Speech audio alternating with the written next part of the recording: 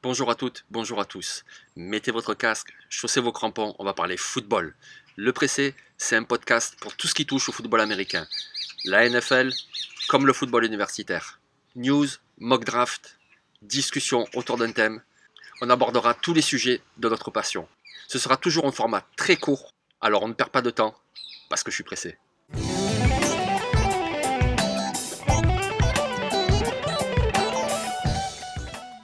Voilà, le Senior Bowl 2022, c'est fait. On a eu une bonne semaine d'entraînement et un bon match avec pas mal d'enseignements. Donc aujourd'hui, on ne reparlera pas de joueurs dont on a déjà parlé, c'est-à-dire Jermaine Johnson qui a brillé, le pass rusher de Florida State, c'est-à-dire Channing Tindall, le linebacker de Georgia, ou Romeo Dobbs, le receveur de Nevada, ni même Bernard Reimann, l'offensive tackle de Central Michigan, l'Autrichien qui a fait un très bon match, notamment en bloc, comme on le disait justement jeudi. Donc je vous renvoie à la vidéo de jeudi dernier. Aujourd'hui, on va parler d'autres joueurs qui ont vraiment brillé lors de cette semaine d'entraînement et le match du samedi du Senior Bowl. Allez, c'est parti. On commence avec un joueur qui a été élu MVP défensif de ce match du samedi du Senior Bowl. Il s'appelle Perion Winfrey. Perion Winfrey, c'est un joueur que j'aime beaucoup. Si vous me suivez, j'en ai déjà parlé avec Youngstar Observatory. Vraiment, c'est quelqu'un que j'aime beaucoup parce qu'il est très athlétique, très pénétrant. Il a des bras immenses, on dirait un albatros. Et surtout, je pense que Perion Winfrey, ce sera un joueur qui sera un meilleur pro qu'il n'a été à l'université.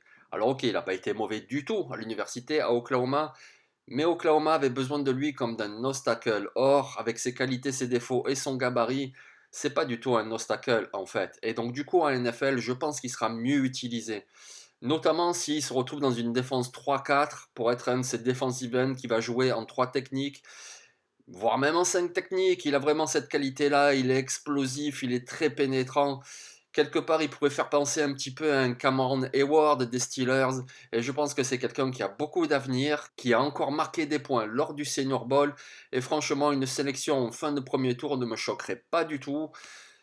Allez, je me mouille quand je vois une équipe comme les Tampa Bay Buccaneers qui vont perdre sur le premier rideau des joueurs tels que Namokontsu, il y a également Goldstone qui est free agent, Jason Pierre-Paul est davantage à l'extérieur, mais c'est quand même quelqu'un sur le premier rideau. Moi, je pense que voilà, Perrin Winfrey, ça pourrait être un choix solide pour cette équipe. Mais en fin de premier tour ou en début de deuxième, de toute façon, il partira. C'est un sacré joueur, Perrin Winfrey, Oklahoma. Deuxième joueur, on reste sur la ligne défensive et encore un joueur intérieur, il s'appelle Travis Jones. Il joue à Connecticut. Alors Travis Jones, c'est un des chouchous de mon ami Victor Roulier, il m'en parle déjà depuis au moins 6 mois.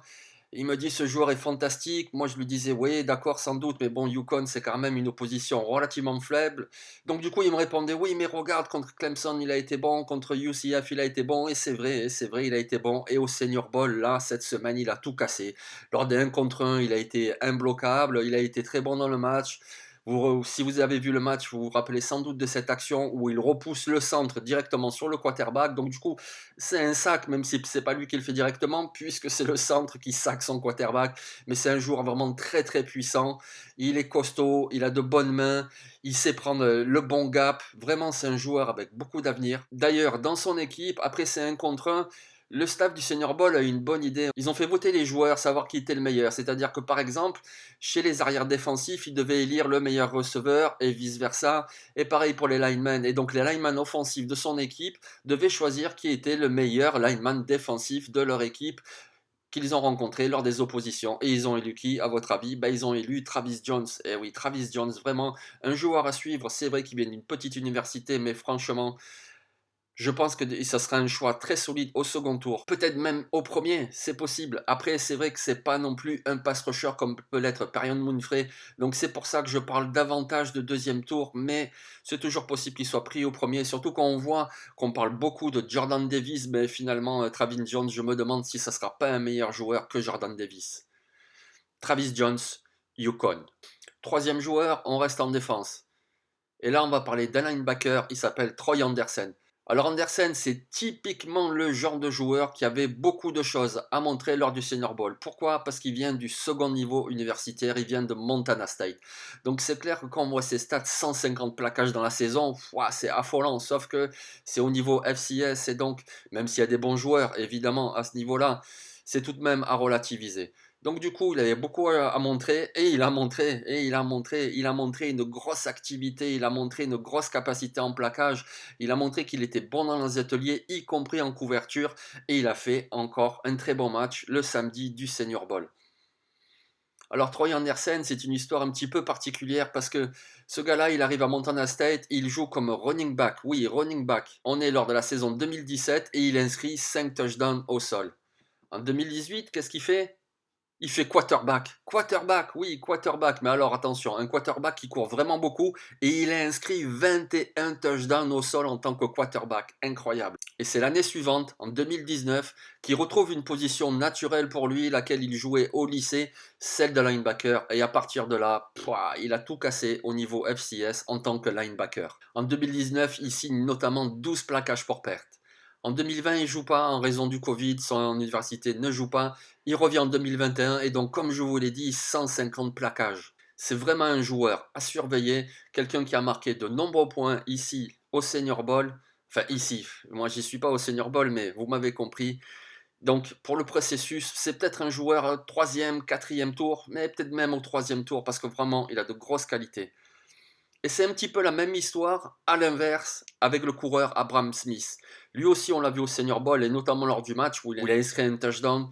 C'est vraiment un très bon joueur. Mais pourquoi je mets ces deux histoires un petit peu en relation? C'est parce qu'en fait, lui, il jouait linebacker. Il a signé 48 plaquages, donc 5 pour perte en 2020. Et en 2021, il passe running back. Et là, 1600 yards et 12 touchdowns au sol. Et Baylor remporte la conférence Big 12. Voilà un joueur vraiment spécial, vraiment particulier. Et spécial, le mot, je pense, est bien choisi parce que quelqu'un qui peut jouer linebacker, qui peut jouer coureur, en équipe spéciale, ça sera un démon. Parce qu'il va vite, il est costaud, il sait plaquer, il sait vraiment tout faire. C'est quelqu'un qui aura vraiment sa chance dans un camp NFL, d'ores et déjà en tant que joueur d'équipe spéciale, et c'est précieux. Ensuite, à voir s'ils l'utiliseront davantage comme un linebacker ou comme un coureur. A priori, vu la saison qu'il vient de faire avec Baylor, ce sera sans doute comme coureur. Donc l'avoir comme un coureur numéro 3 et joueur d'équipe spéciale, ben, ça vaut un choix de draft. Un choix de fin de draft, sans doute un sixième ou un septième tour, mais un choix de draft. Abraham Smith de Baylor. Et les quarterbacks, me direz-vous? Malik Willis a confirmé ce qu'il avait montré avec Liberty, c'est-à-dire qu'il a un bras très très puissant. On l'a vu notamment lors d'un entraînement sous la pluie, pas de problème pour lui, ça zip dans tous les sens. Et il a montré également, ce qu'il avait montré avec Liberty, c'est que c'est une véritable anguille pour s'échapper à la pression. Le souci avec Malik Willis, c'est parfois dans la prise de décision, c'est là-dessus qu'il a vraiment beaucoup de progrès à faire. Et quelque part, c'est tout l'inverse avec Kenny Pickett. C'est-à-dire que Kenny Pickett, il va pas vous impressionner avec son bras hyper puissant. Il s'est lancé profond, vous inquiétez pas. Mais il vous impressionnera pas là-dessus, il vous impressionnera pas non plus avec sa mobilité, même si c'est pas une statue, il peut parfois bouger, etc. Mais rien à voir avec un Malik Willis. Par contre, justement, là aussi, à l'inverse de Malik Willis, Kenny Pickett, c'est quelqu'un qui vraiment est capable d'exécuter une attaque. Quelque part, il peut faire penser un petit peu à un Mac Jones de l'année dernière, c'est-à-dire ce joueur fiable. Il y a un blitz, il faut lancer une screen, il lance une screen et elle arrive là où il faut. Le joueur est démarqué, première lecture, tac, tac, il attrape, c'est précis, ça arrive au bon endroit, impeccable. Kenny Pickett, un joueur avec beaucoup de potentiel, certes, il semble pas avoir un trait vraiment élite où on se dit, waouh, ce quarterback, ça va être un des meilleurs de la ligue pour les prochaines années, mais il ressemble à un titulaire en NFL et une équipe pourrait bien tenter un pari au premier tour. Au Senior Bowl, Samuel a confirmé sa capacité à être solide sur ses appuis, à arriver à s'échapper lui aussi de la pression, à gagner des yards au sol et à faire quelques bons choix et quelques mauvais aussi. C'est quelqu'un pour qui il y aura encore du travail à faire. L'idéal, ça serait qu'il arrive dans une franchise où il y a déjà un titulaire. Pourquoi pas les Lions, laisser Jared Goff qui de toute façon sera le titulaire avec son contrat. Le temps qu'il apprenne, qu'il corrige quelques erreurs, qu'il s'ajuste à la vitesse de la NFL, qu'il apprenne le playbook, mais ensuite il ressemble quand même à un joueur NFL. Et moi, perso, me concernant, j'ai beaucoup aimé au Senior Bowl Desmond Reader, le quarterback de Cincinnati. Le souci avec Reader à l'université, il était très productif, il n'y a pas de souci, mais parfois dans la prise de décision ou dans le placement de balles, c'était pas tout à fait ça. Et là, il a montré l'inverse, notamment lors du match, avec de très beaux lancers, le ballon placé là où il fallait exactement, avec beaucoup de vélocité. Lui aussi, en plus, possède cette capacité à gagner des yards avec ses jambes. Vraiment un bon quarterback. Desmond Reader a marqué des points. On va maintenant parler d'un lineman offensif. Alors, je ne vais pas parler de Bernard Rainman, on en a parlé jeudi, il a été très bon, je vous réfère à la vidéo de jeudi. Aujourd'hui, je vais parler de Zion Johnson, le guard de Boston College. Alors, j'ai dit guard, mais en fait, voilà un gars qui en 2020 a joué toute la saison, sauf un match, en tant que tackle gauche. Et il a été plutôt bon. En 2021, effectivement, il a joué guard avec Boston College, il a été encore meilleur. Et au Senior Bowl, il a joué en tant que centre. Centre, voilà. Et il a été très bon. Donc, vous avez un joueur qui a un excellent bloqueur pour le jeu de course, qui est plutôt agile et mobile en protection, et qui en plus vous offre cette polyvalence. Alors certes, ça ne sera pas un tackle à temps plein en NFL, c'est pas possible, mais si vous avez un souci de blessure, que ce soit dans un match ou pour le match suivant, etc., vous pourrez vous en servir en tant que tackle droit, par exemple. Mais surtout, il pourra jouer guard et il pourra jouer centre. Mais centre, c'est vraiment très, très intéressant. Parce que quand on voit la QV de cette année, après Tyler Linderbaum, c'est quand même pas terrible. Il y a une grosse chute de niveau. Et c'est là que Zion Johnson peut tirer son épingle du jeu. Et je pense qu'il peut être tout à fait le deuxième centre de cette QV et être un choix solide au second tour. Et il offre en plus la perspective de jouer guard. Donc cette polyvalence est très très intéressante. Et pour son statut à la draft, c'est très important. À mon avis, il partira dans le top 50. On retourne en défense avec deux pass rushers. Le premier, il est fin, il est léger, mais il est hyper explosif. C'est DeAngelo Malone de Western Kentucky. Alors attention, lui, c'est une bombe. Il va à 3000 à l'heure. Et DeAngelo Malone, on le connaît déjà depuis des années. Regardez ses stats. 2018, il a signé 6 sacs. Il a ensuite confirmé avec 11 sacs en 2019, 6 en 2020, 8 en 2021. Voilà, c'est un joueur constant, vraiment régulier. Alors ok, vous voyez qu'il manque un petit peu de masse musculaire, mais bon, est-ce que c'est vraiment un problème à NFL? Je pense qu'ils ont la solution pour lui faire prendre un petit peu de poids tout en gardant son explosivité. C'est un joueur qui paraît idéal pour jouer outside linebacker dans un système 3-4. Voilà. Alors il a encore des progrès à faire en couverture, mais sa vitesse, que ce soit pour déborder et aller attaquer le quarterback et mettre la pression, ou pour chasser un coureur, parce que en plus c'est un bon plaqueur, ça c'est vraiment très précieux. Et puis évidemment, parce qu'on le néglige trop souvent, mais il ne faut pas le négliger, ça sera un très bon joueur en équipe spéciale. Il a la vitesse, il sait plaquer, franchement, il a marqué des points encore au Senior Bowl, et moi je pense qu'il partira en fin de troisième tour. Un physique totalement différent pour un autre edge rusher, lui il s'appelle Boye Maffei, il vient de l'université de Minnesota. Il est costaud, il est athlétique, il défend bien la course, il sait mettre la pression. Vous voyez ses stats, elles sont pas extraordinaires, mais en même temps Minnesota, c'était pas extraordinaire non plus. Mais attention, c'est un joueur qui vraiment contribue à chaque snap. En plus, après ce Senior Bowl où il a été très bon, notamment lors du match du samedi, lors du NFL Combine, il pourra marquer des points parce que c'est quelqu'un de vraiment très athlétique.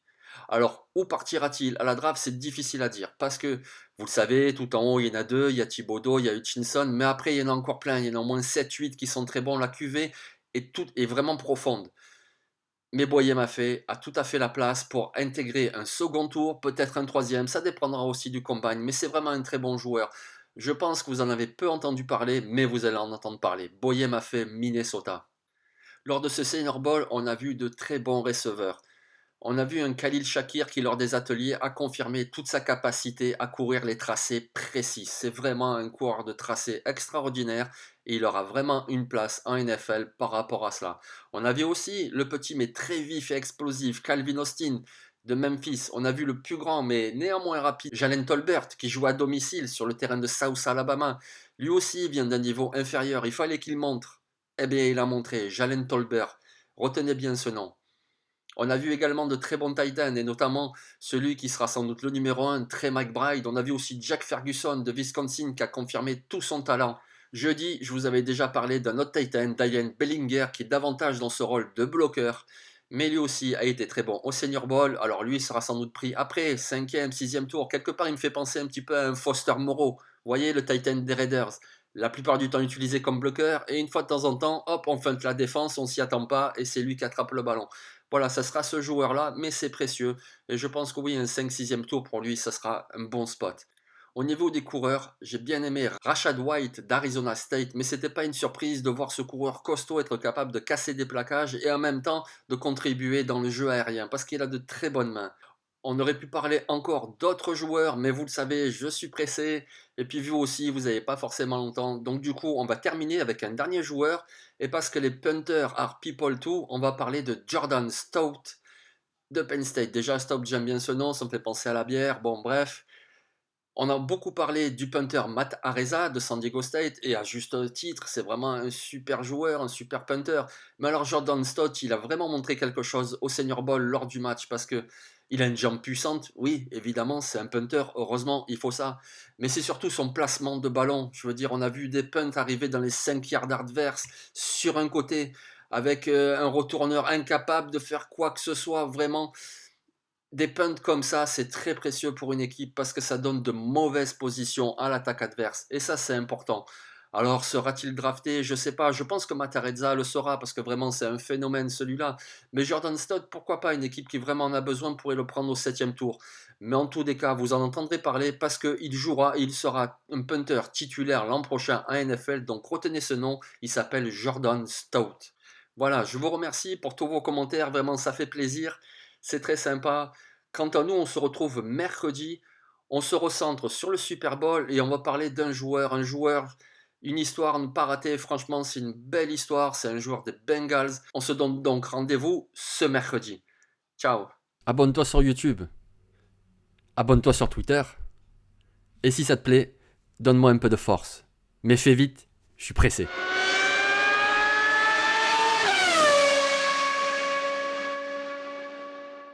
On retourne en défense avec 2 pass rushers. Merde, j'ai mal fait.